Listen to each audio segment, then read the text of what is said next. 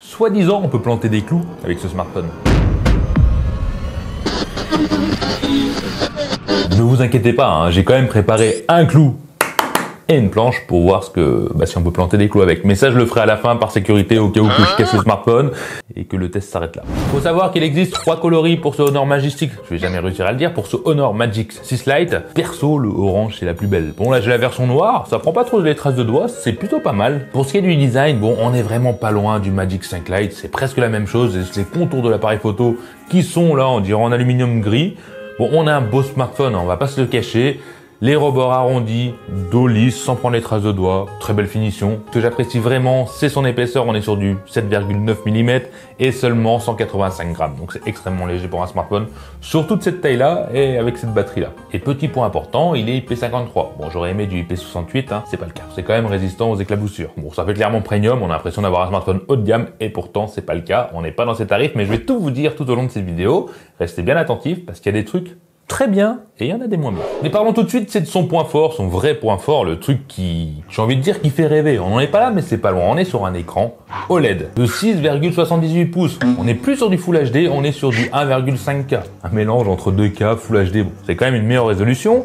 Il monte à 120 Hz, adaptatif.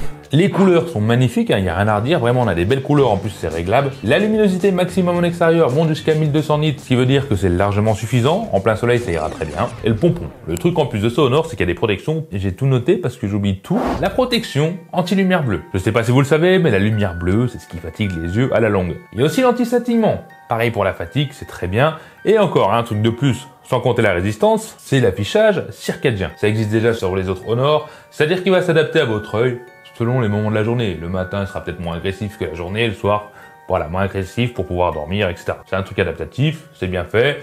Est-ce que je l'ai ressenti de mon côté? Pas forcément, parce que je suis pas la journée dessus non plus. Mais ça a le mérite d'être là pour ceux qui sont en permanence sur leur smartphone. Et pour ce qui est de la résistance anti-choc à un rayure qu'on peut planter un clou qu'on va essayer tout à l'heure, désolé, faut que je vous le dise. L'Ultra Bounce Anti-Drop. C'est un truc fait par Honor, on n'est pas sur du Gorilla Glass, on est sur quelque chose de plus solide normalement. On va voir ça juste après. Ça a l'air d'être un truc fou, un smartphone anti-choc qui ressemble à un premium. Pourquoi pas? Surtout qu'on peut le faire tomber au sol jusqu'à 1,50 m sur tous les angles, c'est pas que sur l'écran. Voilà, sur le côté, etc. Généralement, les écrans incurvés, c'est fragile. Celui-ci, non. Et pour en finir, on a l'empreinte digitale sous l'écran qui, elle, est méga rapide. De ce côté-là, c'est vraiment bluffant. Et pareil, on a aussi la reconnaissance faciale qui, elle, aussi très bien. Donc, bravo Honor. Niveau écran, bon, finition, etc. On est sur un sans faute. Mais ça va pas continuer comme ça. Malheureusement, moi, Tuki Wanti ne pas trouver de défaut. Ça n'existe pas. Déjà, passons au système d'exploitation. On est sur Android 13, macOS 7.2. Je l'aime plutôt bien, on peut personnaliser. Il y a plein de Always On Display, plein de fonds d'écran, des icônes, voilà. Il y a de quoi faire. C'est un smartphone qu'on peut personnaliser à souhait et c'est agréable. À l'utilisation, c'est pareil. On est sur un smartphone avec un bel écran, donc, qui est très fluide, hein, que ce soit pour les applications, Insta, TikTok. Ce que vous faites au quotidien, le smartphone ne ralentira pas. Sachant qu'on a un processeur, bon, qui est pas un foudre de guerre, mais qui reste un très bon processeur, c'est le Snap 6 Gen 1, donc qui va faire un score en tutu dans les 400 000, ce qui est largement suffisant pour l'utilisation quotidienne, comme je le dis, et qui va plutôt bien gérer tout ce qui est jeu. Alors avant de passer au jeu, faut savoir qu'on a 8 Go de RAM intégré et 8 Go de RAM virtuel. Ça pioche dans le stockage pour faire de la mémoire. Bon, on va pas retourner là-dessus. Je pense que vous connaissez. Si vous ne connaissez pas, je vous invite à me le dire en commentaire. Je suis sûr que plein de monde se fera un plaisir de vous expliquer en détail. Et pour le stockage, on a 256 Go de stockage. Bien sûr, on peut intégrer 2 nano-SIM. Donc revenons aux jeux. Alors les jeux 3D, ça fonctionne très bien. Bien sûr, avec ce score en tutu, on pourra pas faire tourner les jeux les plus gourmands au graphique maximum. On n'a pas de chauffe excessif, il vient chauffer un petit peu, mais c'est très bien. Avec l'écran, c'est juste magnifique, mais il y a un petit défaut qui peut devenir un gros défaut. Ça va dépendre pour qui, dites-le moi en commentaire, c'est qu'on n'a pas de son stéréo.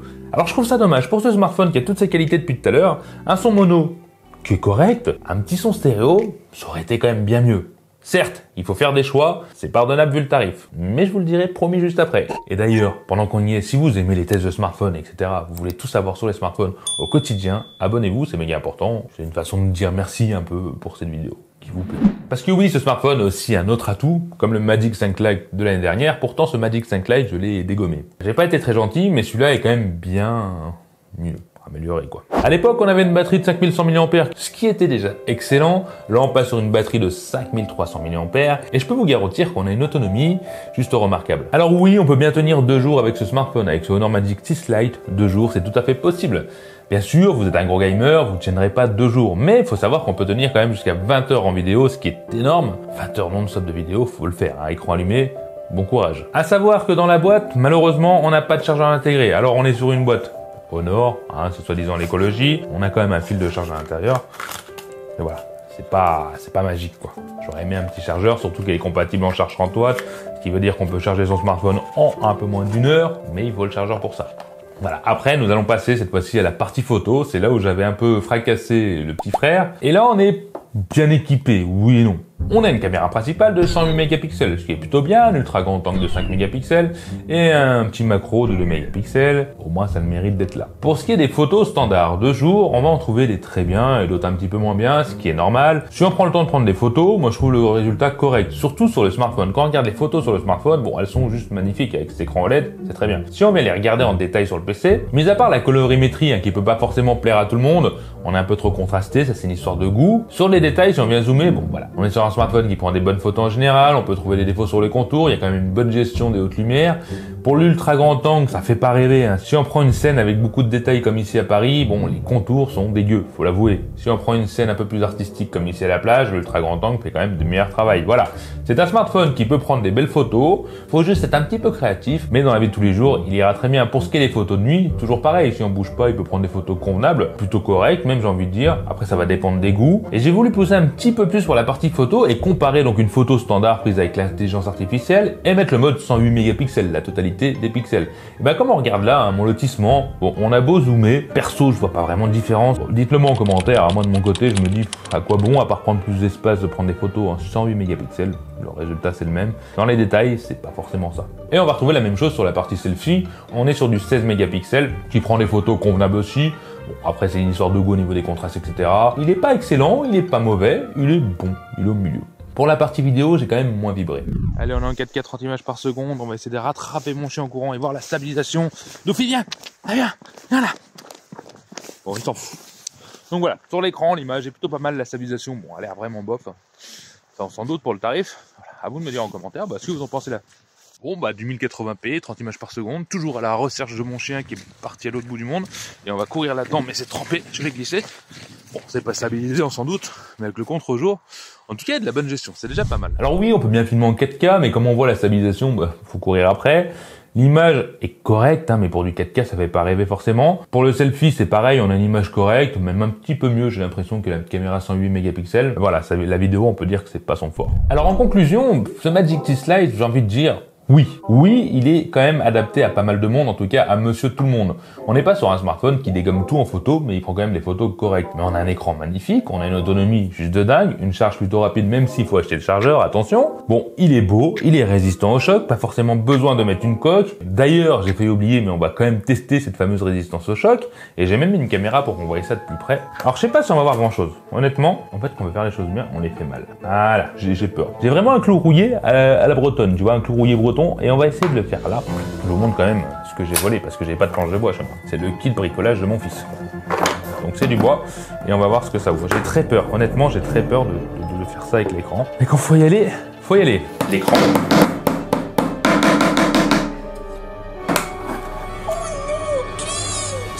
Ça fait peur. Par contre l'écran, il y a quand même des trucs. Mais parce qu'il y a un petit film protecteur dessus. Et parce qu'il est fourni directement avec le smartphone. Je valide, je sais pas si on voit grand chose, je valide Honor. L'écran a résisté au clou qui est juste ici. Là.